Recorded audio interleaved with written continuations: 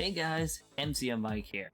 Yes, it's that time of the year again, that fateful week in June where the passion of the gaming community reaches an all-time high is upon us. The week where we forget about all the bad things that happened in the industry, like developer crunch or deceptive business practices, because everyone's waiting for a potential Smash announcement. What's that? CD Projekt Red abused their employees and put out an unstable product for $60? Who cares? We might see what Breath of the Wild 2's logo looks like. After a year of hibernation, E3 is just as okay as it was pre-2020. As expected, Nintendo is making an appearance, so naturally, I'm excited. Even though Nintendo is the most unpredictable when it comes to announcements, for some reason, YouTubers keep making predictions videos, so I thought I'd hop on the hype train too. Before we get started, I'm just going to talk about the approach that I will be taking with this predictions video. First, the runtime. I looked through Nintendo's playlist of directs from past E3 events and found the average length to be 42 minutes for the video. So it's safe to say a lot of announcements could potentially fit in this one presentation. That said, it's possible everything I talk about in this video either won't take up the entire direct, or there will be too many announcements to fit into that 42-minute time frame, as there could be more or fewer announcements than what I predicted. Also, there's the chance that some big game could take up a significant chunk of time with an extended gameplay video, similar to how in, I believe, E3 2018, where Smash Ultimate had the whole video presentation about the entire roster of the game. At the end of the day, this is purely just for fun. Speculation is a fun thing to do, but it's important to remember not to take these predictions verbatim. It's easy to set expectations too high and be disappointed by everything, so please, hype responsibly. One last thing I want to mention is that I'm going to try and avoid making most of these predictions about first-party titles. Talking about all the sequels and ports Nintendo can make with their IPs can be a slippery slope into disappointment. So there's a chance we may not talk about things like Pikmin 4 or Mario Odyssey 2, since those aren't exactly confirmed to exist. If you only want to hear about third-party predictions or want to skip to a certain part of the video, I'll have timestamps in the description down below for each section of the video. That should be everything, so let's talk about Nintendo's possible E3. Okay, let's get the big stuff out of the way first. It's very likely we'll be seeing a Smash Fighter at E3 this year. Personally, and this is just my own hope, I want to see Sora and Crash Bandicoot get in. Yes, I know Sora's owned by Disney, yada yada yada. Complain about my picks in the comments down below. I'm standing by Sora until the very end, damn it. I was hesitant to add Pokemon to this video since they like to do their own Pokemon Presents the week before E3, but I decided to write this down anyway. Since this video is coming out a week before E3, there's a chance that this section will age poorly. But as of the recording of this video, there's yet to be a Pokemon Presents announcement. Pokemon announced Diamond and Pearl remakes earlier this year in the form of Brilliant Diamond and Shining Pearl. Since these are expected to release in late 2021, most likely November like most Pokemon releases, they'll probably drop a few more details about any worthwhile quality of life improvements being made to the remakes. There's also the possibility we get a concrete release date, but that's a bit of a stretch. Hey guys, Editor Mike here. So I decided to edit this little clip in here right now because we just got an update on Pokemon Brilliant Diamond and Shining Pearl. It turns out today is May 26th. We just received an update saying that Brilliant Diamond and Shining Pearl have release dates for November. So I was right to say that those are coming out in November. So this isn't to say they won't have a chance of being shown off at E3, but the release date reveal, yeah, that's kind of out the window now. So, if there's any more updates with stuff in this video, you'll probably see me popping in later. So, yeah, for now, back to editing. Another worthwhile announcement is Zelda. With Skyward Sword HD releasing in July, I think it's safe to say we'll get an extended trailer for that game. I don't think it'll be anything too significant and merely just a reminder to buy the game when it comes out. The same goes for Age of Calamity DLC. As we know, the first wave of DLC releases in June. With that release month in mind, it's a safe bet that the DLC will drop either after the presentation or towards the end of June. In terms of big announcements, I think this is the optimal time to talk about Breath of the Wild 2, if the 2021 release is to be believed. I'm not expecting a full-scale gameplay showcase or anything, rather, maybe an extended gameplay trailer with a possible release window. You might be wondering why I don't have much hope for Breath of the Wild 2's announcement. Well, the last time we heard about Breath of the Wild 2 was in the February Direct, and Eiji Aonuma said that they didn't have anything to share at the time. E3 will have only been 4 months after that update, so I find it hard to believe that they made any significant developments in that short period of time. But hey, I'd love to be wrong about that. As far as other Zelda announcements go, it's hard to say at that point. It's the 35th anniversary, so really anything is up in the air. We could get Twilight Princess and Wind Waker HD ports, we can get remasters of Ocarina and Majora's Mask, as I know a lot of people want those, or we could even get Link's Crossbow Training HD, something I'm sure any Zelda fan would want. If you ask me, all of those would be nice. But I think a neat curveball would be the Oracle games remastered in the Link's Awakening engine. Some optimization would be necessary since Link's Awakening had some performance issues on Switch, but I think that'd be a pretty neat announcement since those games don't get a lot of love. Mario Golf Super Rush is releasing on June 25th, so I think it's a safe bet we'll either get a trailer, a bit of gameplay, or both. I've never been big on the Mario sports games, only having played Super Sluggers on the Wii, but this golf game seems to be getting a lot of attention. It has been 7 years since the last Mario Golf game with World Tour, so I can see how people really want a new one. Now let me know when they remake Super Sluggers because I loved that game. Announced on May 6th, Game Builder Garage is releasing on June 11th. Based on the Toy-Con Garage aspect of Nintendo Labo, this is a small experimental game that lets you create your own games. While this is a neat piece of software, I think we'll see a trailer reminding everyone that it's out since E3 is taking place literally the day after this drops. There are a few other first-party announcements that people want to see, although these are kind of a stretch as to whether or not Nintendo will acknowledge them.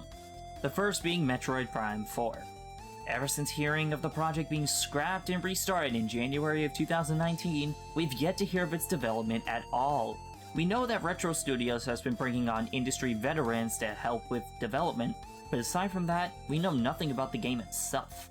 Will we see it at E3? I'd say unlikely, but it's hard to say.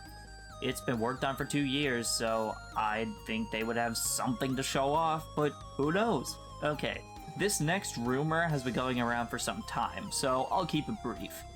Basically, prominent Nintendo leaker Zippo has said that a new Donkey Kong game is in the works by Nintendo EAD Tokyo, who also worked on games like Mario Odyssey. Personally, I'd like to see a new 3D game, as Donkey Kong has been 2D for quite some time.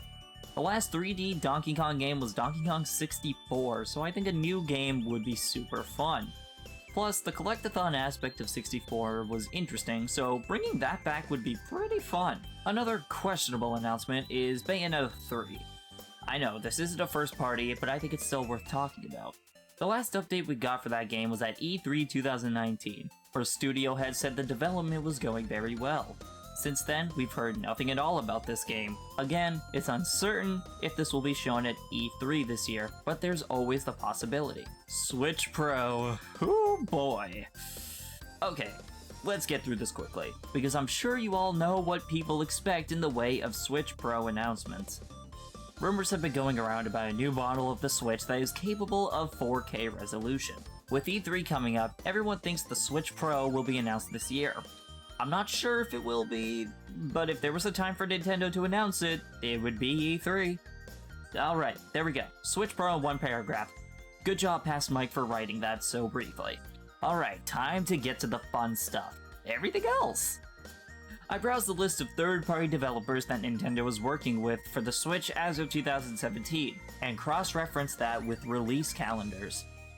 This is to ensure that I don't mention developers that Nintendo isn't working with accidentally. Let's start with good old Square Enix, as they have some projects in the pipeline.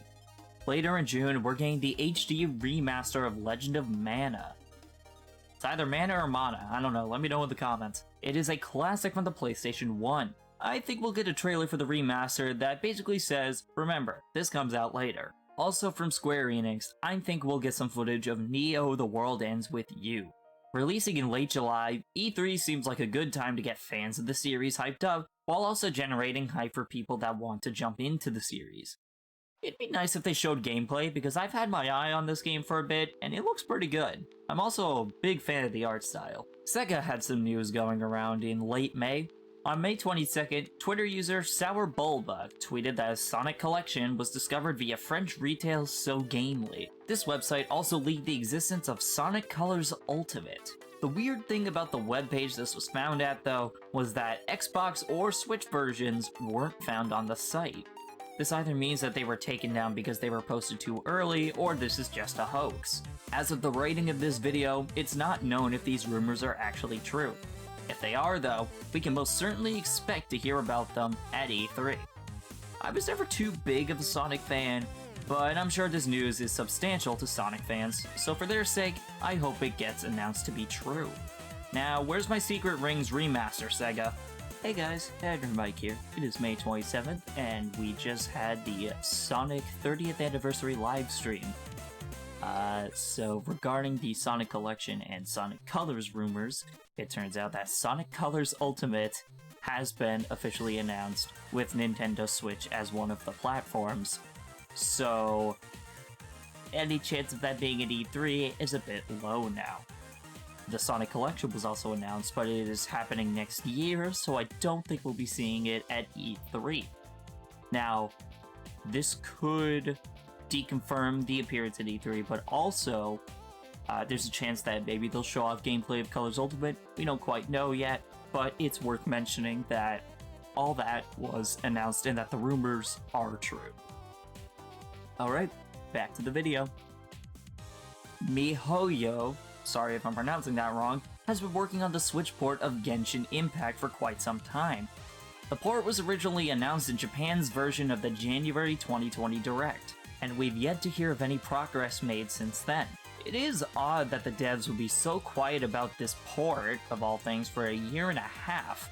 I understand the environment in Genshin can be difficult to optimize for Switch hardware, but at least an update to verify that it's still being worked on would be nice. Capcom doesn't have too much going this year. We heard in April that the Great Ace Attorney Chronicles is releasing on multiple platforms including the Switch on July 27th, so we're probably going to get a trailer about that game. Capcom also has Monster Hunter Stories 2 releasing on July 9th, so we'll likely get a gameplay trailer for that as well.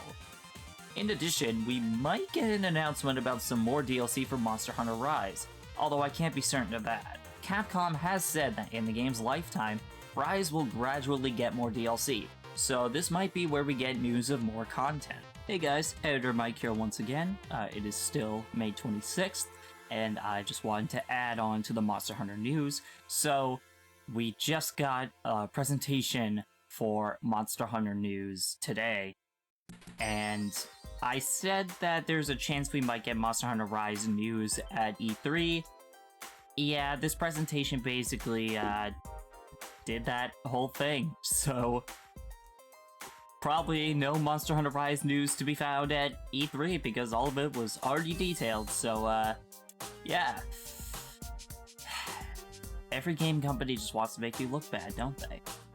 Enjoy the rest of the video. I'll probably see you at another point in this video. Koei Tecmo has quite a few games they can announce at E3. We're most certainly getting something about the Ninja Gaiden trilogy on Switch, since that releases the same week as E3. The only other games that have a chance of showing up are Samurai Warriors 5, as that was announced to be coming to Switch this summer, and Dynasty Warriors 9 Empires, which doesn't have a specific release date yet. NIS America will most likely put out a trailer for Disgaea 6, since that releases at the end of June. On top of that, Ys 9 Monstrum Nox is set to release this summer on Switch. I've heard decent things about the Ys series, so I might look into this game.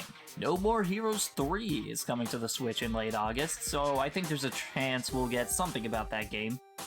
I played the first one, and I wasn't too crazy about it, so maybe a trailer for this game will reignite my interest in the series. On May 7th, we got word that the studio famous for Daemon X Machina, Xseed, will be joining the E3 fray.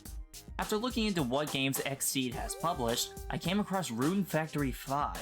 For those unfamiliar with the series, the Rune Factory games are described by the producer of the Harvest Moon Story of Seasons series, Yoshifumi Hashimoto, as Harvest Moon, but you wield a sword. As of the writing of this video, it only has a 2021 release window. However, at E3, there's a chance we'll at least get an indicator of when in 2021 it's coming out, whether that be quarter 3 or later. The last third-party game I can think of is from Atlus. You all know the one. Yes, Shin Megami Tensei 5. Or as Atlus likes to call it, this exists guys, we swear! The SMT community has been constantly waiting on any updates, and in July 2020, Atlus said SMT5 would release early 2021, damn it. Yeah, it was commonly thought that this would release in the earlier months of this year, but that is clearly not the case. I'd say we'll get a release window of either fall 2021 or early 2022 at the latest. Although I'm sure it'll happen sooner than later because it started full-scale development in February 2018. There's definitely been a ton of progress made within those 3 years, so SMT5 should be close. Last but definitely not least, let's talk about upcoming indie games. Of course, we don't know of every single indie game in development, so this is just going to be indie games we know for a fact are in development for the Switch. If I miss any, feel free to comment down below to help viewers out. Who knows, maybe your comment will get someone interested in a game or series. Okay, the elephant in the room here is Hollow Knight Silksong. It exists maybe. In all seriousness, Hollow Knight Silksong is a game many of us have been waiting for. It's been in the works since being announced in 2019, so hopefully we'll get word of a release window. Normally, I'd move on after seeing an update like that, but I gotta wonder if this game even exists at this point. Were the development updates just a collective hallucination in the Hollow Knight community? The world may never know. Although, I guess this is a good thing, since I never finished the first Hollow Knight, so I should probably get around to doing that. Disco Elysium, the final cut, has yet to have an announced release date. At the moment, we only have a release window of 2021, so this might be a good time to announce a specific release date for the Switch port. I've heard amazing things about this game, so I might grab Final Cut since, supposedly, it's the definitive version. Axiom Verge 2 has been in the works for a while now. First revealed in Indie World 2019, Axiom Verge 2 was set to release in fall 2020, but was pushed to the first half of 2021. So there's a chance it'll appear here. I've heard a little about this game, and that it's a fairly decent Metroidvania. I haven't played many Metroidvanias, so I might give this a shot. Hey guys, Editor Mike here once again. Yes, it is still May 26th, so you can tell because I'm still wearing my blue t-shirt. About Axiom Verge 2. So, IGN just published an article saying that it has been delayed to quarter 3 2021. So there's a chance it could still appear at E3, but it's worth mentioning that now we actually have like a release window. Just thought I'd clarify that for you. On with the video. The great folks at Rose City Games are publishing Garden Story, a fun little action game starring a grape named Concord. That's cute! There's currently a demo on Steam right now, but the game is making its way to Switch this year, supposedly. Hope it comes out eventually, because Rose City Games has published some fun stuff. Definitely check out their work. Disclaimer, I'm not sponsored by them, they just make good games. Spelunky 2 is an indie game I keep hearing hype for. Spelunky 2 has a release window of summer 2021, so we might see an actual release date this time around. It also looks like the first Spelunky game is coming to Switch this year as well, so maybe a double release? I think that's all of my predictions. We have a few first-party games, a lot of third-party support, and some indies sprinkled in there. I find that a lot of YouTubers tend to just talk about Metroid Prime 4, Breath of the Wild 2, Pikmin 4, and all these other sequels they want, and then barely mention third parties and indies. So that's what this video was for. I wanted to take a more realistic approach to how Nintendo would present news at E3 this year. as I feel a lot of people set unreasonably high expectations even if it is a massive gaming event. Speaking of expectations, I want to deliver a quick PSA. E3 is always an exciting time for game announcements, but there are sometimes a few people that wish to bash on the hype and ruin it for everybody. Tons of people will be excited about something like Skyward Sword HD. Meanwhile, there's a small group of people that spread hate targeted towards people that are just excited. Please don't do this. Just because a conference doesn't have what you wanted, it doesn't give you the right to tear people down for being excited. We're gamers. We all have different tastes. That's the point of having a variety of games, to have multiple games that appeal to different kinds of people. Please, just be kind. I hope you enjoyed listening to my predictions for E3. If you want to see my reactions to what gets announced as it happens, follow my Twitch channel in the description below to tune in live when I co-stream Nintendo's conference.